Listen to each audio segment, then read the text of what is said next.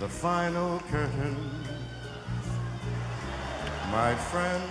El doctor Josep Trueta, nascut al barri del Poble Nou de Barcelona l'any 1897, és un altre gran investigador mèdic desconegut. Per la seva ideologia compromesa amb els valors republicans i catalanistes, durant dècades la seva figura i la seva obra van ser deliberadament ignorades. La història del doctor Trueta, la que explica la seva aportació a la ciència mèdica universal, comença l'any 1936, a l'esclat de la Guerra Civil Espanyola. Fins llavors, en els conflictes armats que s'havien lliurat arreu del món, milers de combatents ferits acabaven engrossint la llista de morts a causa d'una fallada renal provocada per la infecció de la ferida. El doctor Trueta ja havia investigat amb anterioritat l'efecte de l'acumulació de tòxics als ronyons, que havien penetrat a l'organisme a través de les ferides, i l'any 1934 va descobrir un mètode que ho evitava. Seria, però, durant els terribles bombardeigs franquistes sobre Barcelona l'any 1938 que el mètode Trueta, avalat pels seus espectaculars resultats, començaria a ser conegut.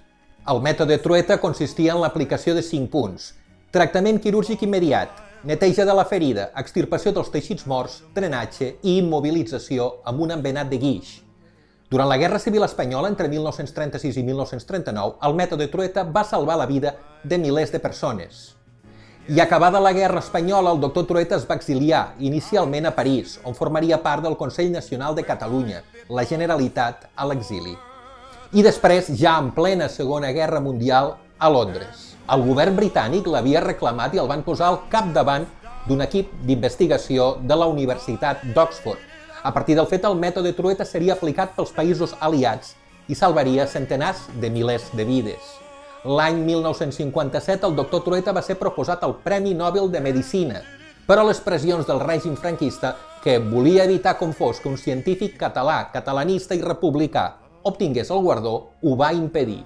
El doctor Trueta va morir a Barcelona, retornat de l'exili l'any 1977, dies després de la creació del Consell General de Catalunya, l'organisme que precediria la restauració de la Generalitat.